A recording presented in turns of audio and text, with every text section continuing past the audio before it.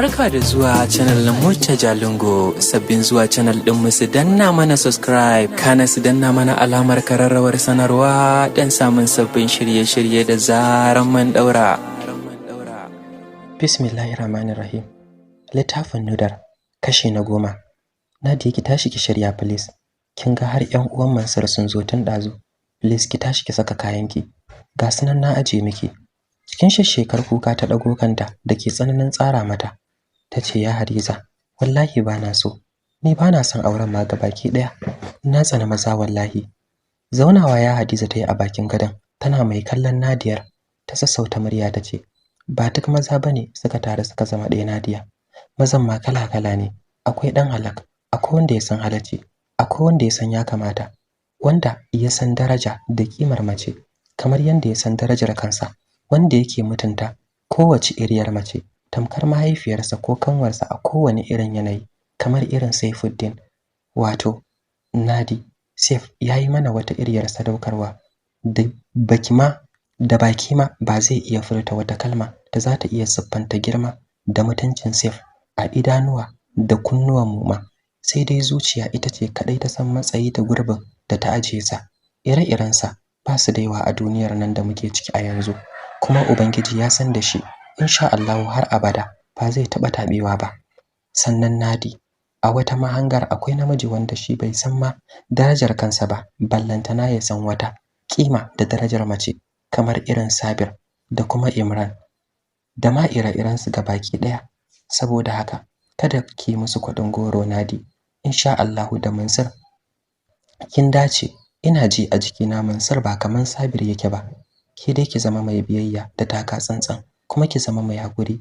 Ki raka hakuri, ki ninka hakurinki fiye da wanda kika yi a gidan Sabir. Insha Allah kin dace. Ki duba da yadda Nadiya Nadiya tunda na aure sa shekara 27 kenan, har yau daidai da rana daya ban taba zuwa na kawo kararsa ba gidanmu ko kuma gidansu na ce ga abin da yayi min. Kuma ba wai idan ba a samun sabani ba, a'a, akwai abubuwa na yau da kullum wanda sabani na cikin gida za ku yi fada, za kuma ku shirya, sai dai yayi min irin abin da zai sa har na kai kararsa. Wallahi bai taba yi ba, domin nima ina iya nawa hakurin da kiyayewa. Kishiya ce za a kai ki gidanta, gida daya za ku zauna a tare. Ki hakuri, ki mata biyayya, kuma ki dauki yaranta kamar naki. Ko da yake wannan ma ba sai na tsaya ina faɗa miki shi ba, domin kin gani ga iyayenki guda biyu. Saboda haka ki tashi ki shirya, ki tafi gidan mijinki. Allah ya baku zaman lafiya da hakuri, ya baku zuri'a ɗaya ba. Mikiwa ta zauna tana mai share hawayenta tace, nagode sosai ya Hadiza, Allah ya saka da alkhairi.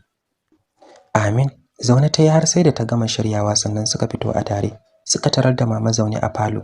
Komai mama bata ce ba illa kawai Allah ya bada zaman lafiya da hakuri. Hakan yasa ya Hadiza ta fito da ita zuwa ɗakin baba. Ki hakuri, kin ji ko Nadiya? Ayi ta hakuri da rayuwa. Tana ta kuka tace insha Allah baba. Suna fitowa Nadiya ta kalli ya Hadiza tace, dan Allah ya Hadiza, ki kai ni gurin mama Ruki please.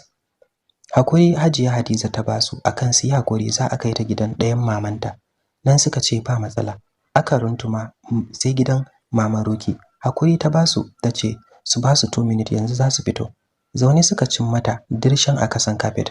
Ta jingina bayanta jikin kujera tana ta kuka, yayin da Fauza da Hanna ke ta aikin bata hakuri. Sai Hajiya Fa'ika a gefe, matar yayanta Alhaji Ahmadu. Zubewa Nadiya ta yi a gaban mama Ruki tana kuka tace mama, ki hakuri. Ki hakuri, mama ki yafe mana. Gani zan tafi a karo na biyu, amma har yanzu ina jin karfin gwiwa da jarumta a irin maganganu da shawarwarin da kike bani mama. Ki min addu'a da fatan zaman lafiya ke ma. A hankali ta bude idanuwanta kamar mai tsoron kallon wani abu. Ta kalli Nadiya da kuma ya Hadiza. Girgiza kai ta yi mamaki fal a ranta. Ta bude baki ta ce, lallai mutanen nan kunya ta yi kaura daga idanuwanku. Yanzu ashe ku har kuna da zarar tahowa gidana Hadiza? Girgiza kai ya Hadiza ta yi sannan ta ce, Hajiya Raqayya, kada ki jayayya da hukuncin Allah. Ke kanki kin sani babu wanda zai yi fatan ko kuma ya so abin da ya faru. Nudar da Saif duk ɗaya suke a wurinmu. Ke uwa ce kuma kin san zafi da raɗaɗin abin da muke ciki, musamman ma akan Nudar. Ita ɗin mace ce, gwanda Saif sau dubu akan abin da ya same ta. Tunda muka taso kanmu a haɗe yake, kowaye kai baka iya bambanta yaranki da yaran Hajiya Sadiya. To ya hakan ya kasance? Saboda ke da kuma Hajiya tun farko kun haɗe kanku, kuma kuka nuna mana da cewa duk abu ɗaya muke, mu so juna mu kuma tausayawa kawunanmu. Damuwar ɗayanmu damuwar mu ce, haka ma farin cikin ɗayanmu farin cikin mu ne. To dan wani abu ya samu Nudar, Saif ya zabe ta, kada hakan ya baki mamaki, domin min ginu ne a bisa wannan tarbiyyar da kuka dora mu akan ta. Kin ce shi kadai kika mallaka. Naji dadin shi, naji dadin shi kadai kika mallaka a matsayin wanda kika haifa a cikin ki, amma kuma ke kike da Halifa, Hajiya Rukayya, sannan Nuruddin ma tun tasowarsa har zuwa yanzu, yanda kike morarsa, kike iko a kansa. Uwar da ta haife sa bata da wannan damar. Sai ya kusa sati a gidanki, uwarsa bata sanya shi a idananta ba. Wannan duk ba haɗin kai ne ya kawo sa ba. Daga haka sai ta jimƙe hannayenta wuri ɗaya alamar roƙo, tana mai ƙara karyar da murya ta ce, dan Allah ki yi hakuri, ina mai baki hakuri a madadina da Hajiya da kuma sauran ƴan uwana baki ɗaya. Insha Allah danki zai dawo gare ki cikin aminci wata rana. To mun ba mu yanke kauna ba insha Allah. Tafiyar Saif tare da Nudar shine kwantar mana da hankalinmu, domin duk rintsi ba zai bar ta cutu ba. Saif tsayayye ne mai tarin ilimi da baiwa. Insha Allah babu abin da zai same sa. Daga haka ta ji hannun Nadia suka fice sai gidan mijinta dake gada biyu. Jikinta yayi sanyi ganin irin kalar tarbar da Hajiya Fatima uwar gidan Mansur ta yi mata. Fuska dai ba yabo ba fallasa, kadaran kadahan. Duk sauran ƴan uwa basu so ma aka shiga ba, amma haka ya Hadiza tace sai an shiga dai an bata girmanta na zama babba.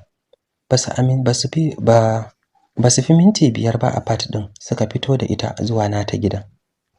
Allah sarki, wannan kenan. A can ko ɗaya bangaren Asiya, tun karfe 6 PM ya Huzaifa da sauran abokan su Saif din suka jera motocin al'ada na daukar amarya da danginta da sauran mutanen arziki zuwa gidan aurenta. Haka aka fito da ita aka kai ta gidanta. Ko da aka gama sallar magariba kowa ya watse ya rage daga ita sai kawayenta guda biyu. Duk da cewa Anti Zainab da Anti Firdausi sun daddanne ta akan borin wai wulakancin Halifa a gareta akan tun bayan gama daura aure har yanzu bai kira ta ba. Kowace iriyar amarya da murna da zumuɗin ganin angon take a daren auren su, sai dai Asiya a ranta wani irin bacin rai da takaicin Halifa ne ya turnike mata zuciya. Kawayenta ganin har karfe 10 babu shi babu labaransa yasa suka barta ba dan ransu ya so ba, suka yi tafiyar su. Halifa ko da ya Hadiza ta dawo gidan, mamaki ne ya kama ta jin an ce har yanzu Halifa yana kwance ya ke tashi. Cikin damuwa ta shiga ɗakin nasa, ta tarar da shi a kwance jikinsa na fitar da wani kalar hucin zafin zazzabi. Tana ɗora hannunta akan wuyansa, ta ji ya wani gashe da bala'in zafi. Nuruddin ta kira ta sanar mai, nan da nan ya zo suka ɗauke shi zuwa asibitin Hilal da ke nan unguwar Yarima. Nan aka ba shi duk wani taimako da ya kamata, har da drip zuwa ɗan wani lokaci, sai ga bacci yayi awon gaba da shi. Ganin har karfe 11 na dare ta gota yasa Nuruddin ya fito da wayarsa yayi ta kiran Asiya amma bata dauki wayar ba. Sai da yayi mata kusan 20 miss call sannan ta buga wani uban tsaki ta daga wayar tare da karata a kunnanta. Cikin bacin rai tace, lafiya wai? Ki hakuri Anti Asiya, daman na kira ki ne na sanar miki ya Halifa muna Hilal da shi, ba shi da lafiya sosai, gashi nan har drip aka daura masa. Dan jim tai sannan tace okay, yawa gani nan zuwa yanzu na taho. Yauwa gani nan zuwa yanzu na taho da ke. A'a ka bar shi kawai, ba sai ka zo ba, sai da safe zan zo da kaina. Daga haka ta tsinke wayar tare da wurgar da ita gefe daya, jin wani irin sabon bacin rai ya ƙara sarkafe mata zuciya. Nuruddin kuma shiru yayi na dan wani lokaci sannan ya shiga ya sanarwa da ya Hadiza abinda suka yi da Asiyar. Arif ta kira a waya tace yazo ya zauna da Halifa din. Bayan ya zo suka tafi gida ita da Nuruddin. Ta shiga tana sanarwa mama abinda ake ciki. Jin bata amsa ba ga duk maganar da take faɗa mata yasa ya Hadiza ta yi zuru tana kallon mama. Kawai zuciyarta na ƙara tsinkewa. Addu'a take tana roƙon Ubangiji ya sa ba wani abin ne ya samu kwakwalwar mama ba. Tun jiya da abin nan ya faru, musamman ma wunin ya babu abin da take idan ba bin mutane da ido ba. Sai dai idan abin magana ya kama dole take yin ta da kyar. Juyawa kawai ta koma waje ta kira Nuruddin ta ce ya dauki Huda sannan ya je ya dauki Fauza su taya Asiya kwana har zuwa gobe a sallamo mijinta daga asibiti. Suna zuwa gidan Mama Roki Nuruddin ya shiga. Cikin mamaki Mama Rokin ta ce lafiya kuma cikin wannan tsohon daren. Duba agogon wayar sai ashe karfe 1 na dare ake magana. Dan ya sanar mata abin da yake faruwa sannan ya ce Fauza ya zo dauka. Shigewa ta yi kawai ba tare da ta ce masa komai ba. Ganin haka ya sa Fauza fitowa da kayanta. Shaf suka tafi. Bata jira umarnin Mama Rokin ba. Suna zuwa ya saukai bude gate. Karnuka sai harbi suke musu kamar su cinye su. Bayan ya shiga suka fito a tare su uku suka shiga gidan. Zaune take a falo ta sha kuka har ta gode wa Allah. Ga wani uban tsoro da ya cika mata zuciya. Jin ana lokin bayan ta ji shigowar mota ya sa ta tashi domin ita duk azatanta Halifan ne. Tana budewa suka yi ido biyu da ita. Kai tsaye ta ce me ya faru? Fauza ce ta ce ya Hadiza ta ce mu zo mu taya ki kwana tunda ya Halifa yana asibiti. Cikin wata iriyar tsana wanda ta nuku a zuciyar Asiya ta katse mata hanzari cikin masifa da faɗin ba a bukatar hakan. Daga haka ta yi shutin kofar da karfin bala'i akan fuskar su tamkar za ta ballata. Mamaki al'ajabi shine kwanci karara akan fuskar su musamman ma Nuruddin da tun kiran dazu yaji tana mishi haka. Ku zo mu tafi Anta Fauza, dare yana ƙare. Ita ta sani sai ta zauna ta cikanta. Allah ubangiji ya kawo abin da zai tsorata mata kurwa. Ya hana mata bacci har gari ya waye. Haba Nuruddin, ba fa dadi gaskiya. Daren farkon ka miji na gadan asibiti a ce kannansa su zo taya ka kwana ba dadi. Ta bi baki da tai sannan ta ce Anta Fauza, zance kawai kike anan amma kin san bata kyauta ba abin da ta yi. Ni wallahi ma ga baki daya a lokaci guda ta zube min. Mijinta fa aka ce ba lafiya. Inda dai wani uzurin ne dan ta ji haushi ba damuwa, amma mutum na gadan asibiti ki tsaya kina hauka a gefe. Wallahi da a ce ne ce ba zan iya kwana ba ma sai a asibitin. Nuruddin ya ce to ke dota hankali da tarbiyya ba ɗaya ba. Haka dai suka yi tafiyar suna tattaunawa har suka isa gida. Allah sarki wannan kenan. Wasa sai da Halifa ya share kwana 3 a asibiti sannan aka sallamo shi. Gidan mama ya ba Arif umarnin ya ajiye shi. Ko da ya je Nuruddin duk ya tarkata masa kayansa komai ya shirya a akwatuna, kwalaye, buhu da sauransu domin duk wani abin da ya san mallakinsa ne ko tsinke bai rage ba. Falon mama ya je ya kwanta akan kujera yayi shiru tare da limshe idanuwarsa kamar mai bacci.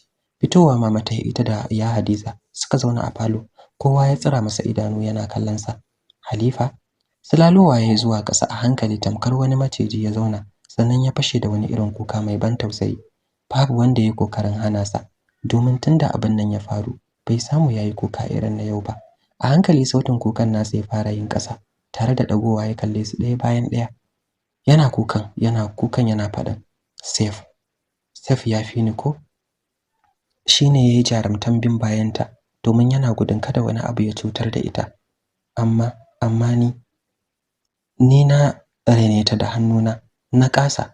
Girgiza kai ya Hadiza tai sannan ta kalle shi wanda shi ma din ita yake kallo tace ko kai baka yi kuskure ba Halifa. Zuciyoyi ne ubangiji ya halitta mana kowa da irin tasa. Shi da ya tafi da ita bai yi kuskure ba. Haka zalika kai da ka tsaya baka yi kuskure ba. Har abada ba zan taba manta halin da Nudar ke ciki ba. Amma kuma a halin yanzu zuciyata ta dan samu sukuni kaɗan saboda Saif yana tare da ita. Da a ce kai ne ke can da hankalina zai fi daguwa.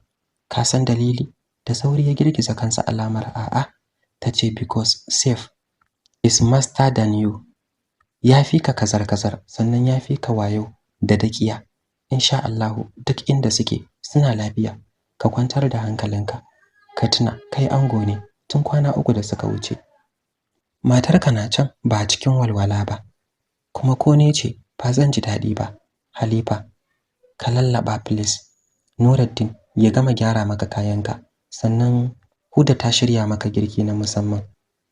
Na kaji daban ga lemuka can a fridge. Ka je kai wanka, ruwa na nan na aje maka. Zaka gansu a basket. Sai ka gama na sabulu sai ka yi shi daban. Idan ka kammala ga makullin motar nan a hannun Nuruddin. Ya hado ya saya maka kamar yadda ya maka alkawari bayan ya baiwa Saif. Ka je Allah ya bada zaman lafiya da hakuri. Kallon mama yayi da hawaye kwance kan fuskarsa kamar wani karamin yaro ya ce, "Mama, Allah ya zaunar sheku lafiya, ya ba ku hakuri." Miƙewa yayi jiki ba ƙwari, tamkar a busa shi ya faɗi. Haka yake tafiya. Firij Nuruddin ya je ya ɗauko masa kayan. Huda ta kai masa wamas ɗin, ya saka a mota. Taman already tun yana gunsu mama ta zuba masa kayansa a motar. Yana isowa ya mika masa makullin mota tare da yi masa sai da safe. Ya juya ya koma gida. Bayan ya shiga motar ma ya jima a zaune. Yana tunani musamman ma da ya waiga gefensa. Ya ga motar safe.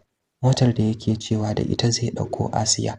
Sai yayi mugun gudu da ita, wanda sai ta yi amai sannan ya aje ta ya zo ya ɗauko sa. Shi ma sai ya je bungudu da shi. Ya gama wa nasa ko yana kuka sannan ya dawo da shi gidan amaryarsa. Lokaci ɗaya ya yi wani murmushi wanda ya fi kuka ciwo, sannan ya girgiza kai ya share hawayensa, ya kunna motar ya tafi. Ko anan ɗin ma da ya iso, ya jima bai iya fitowa daga motar ba, domin tuna Asiya da yayi ba karamin ƙona masa zuciya yayi ba. Wai matar aurensa ita ce za a ce an kai shi asibiti ya kwana 3 ta kasa zuwa, ko da sau ɗaya ne ta duba shi. A hakan ma sai bin 'yan uwansa da bakar magana da habaici. Shi wallahi da a ce sun yi shawara da shi ko abinci dai na rana ba za su kai mata ba. Yana nan dai ya ga wankin hula na neman kaisa dare, yasa ya fito jiki babu kuzari ya nufi cikin gidan, zuciyarsa na yi masa wani iri. Asiya kuma bata fi minti 10 da dawowa daga rakiyar kawarta ba, ta ji dirin mota. Ta bi baki ta yi a tunaninta Nuruddin ne ko Arif suka kawo Huda wurin kawo mata abinci. 'Yan wahala kawai. Ranar da aka kawo ta a zaune ta kwana tana ta aikin kuka har gari ya waye. Ta yi nadamar auren Halifa har ta gaji a rayuwarta. Shi yasa gari na wayewa ta kira Umma tana sanar mata irin wulakancin da Halifa ya yi mata. Wai ba shi da lafiya yana gadon asibiti. Cikin ɓacin rai ta tada Firdausi akan ta je ta taho mata da 'yarta. Firdausi na fitowa ta shige ɗakin da Aunty Zainab take. Ta shaida mata abin da ake ciki. Cikin ɓacin rai ta kira Asiya, wanda tana ɗagawa bata jira komai ba ta ce, "Ni wallahi ban taɓa sanin karatunki da wayewarki ba su miki ranar komai ba sai yau. Sha kawai marar hankali. So kike ki biye wa Umma ki baro gidan mijin gidan kawai an kai shi asibiti ba shi da lafiya. To yanzu da ya miki laifin me? Ko kuma su 'yan uwansa da suka zage ki laifin me suke, da kika zage su laifin me suka miki? To shikenan Asiya, ki dawo gidan nan ki zauna. Ki dawo yau a barbada ki a faifai. A ce an kai ki gidan miji jiya an sako ki yau tun da sassafe. Kin ga za a zage ki, a zagi ubanki, a zagi uwarki da mu kanmu baki daya. Kuma illar abin mutane ba su iya juya zance ba. Kin sani sarai, ya rage naki ki zauna ko kuma ki taho kamar yadda kuka bukata ke da Ummar." Kit ta kashe kiran tare da kallon Firdausi ta ce, "Yanzu ki tashi ki je gidan, ki ƙara tsorata ta kuma ki nuna mata komai hakuri ake yi. Daga nan sai ki dawo ki ce wa Umma ai an sallamo shi ma har ya dawo gidan. Kin san halinta. Ni kuma yanzu zan je na hada mata sauran kayanta da kuma garar su da za a kai.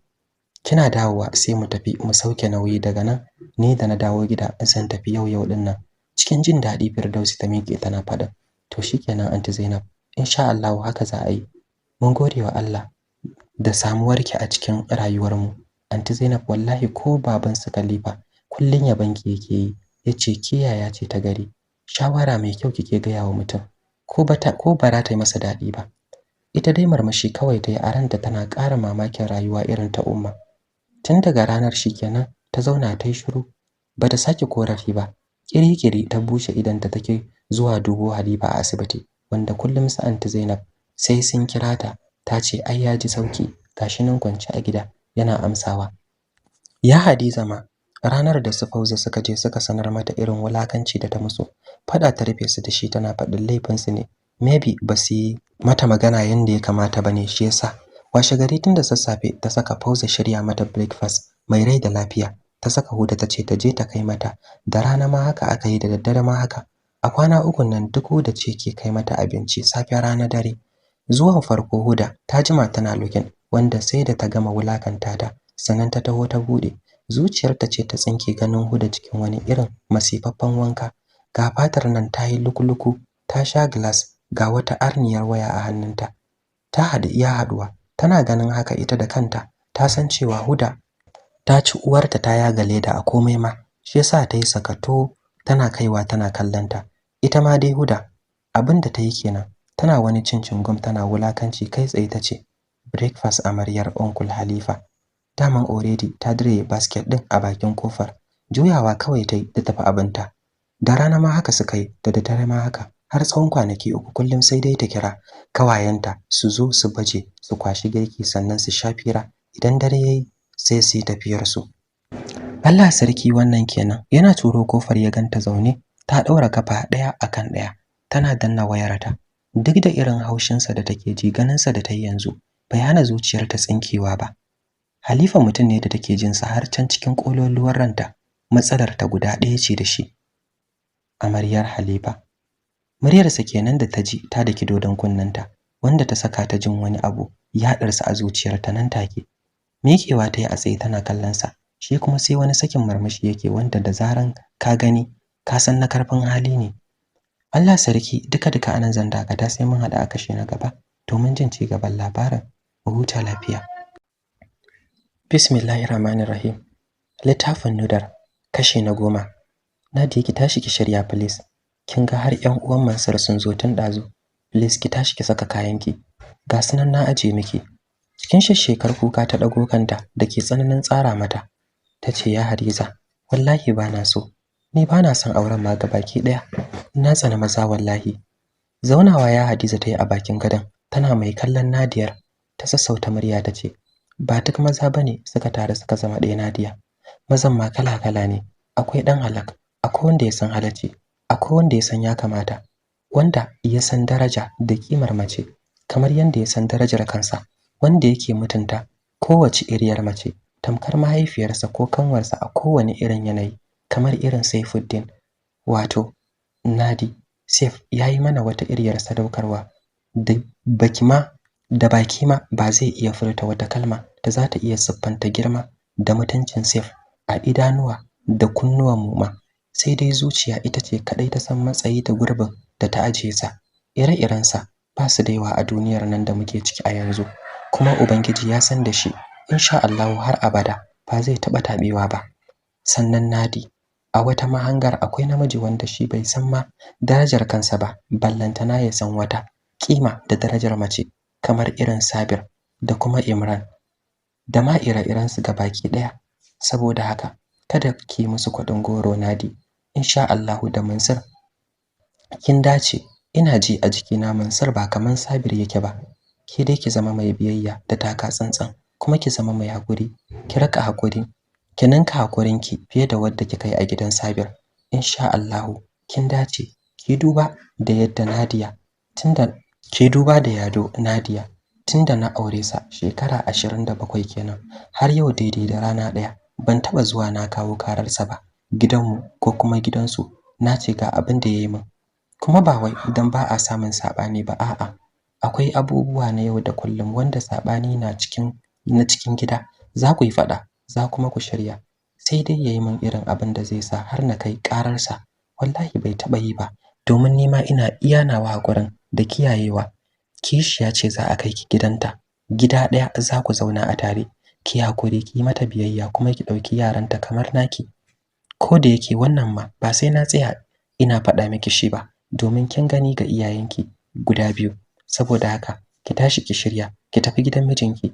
Allah ya baku zaman lafiya da hakuri, ya baku zuri'a ɗayyiba.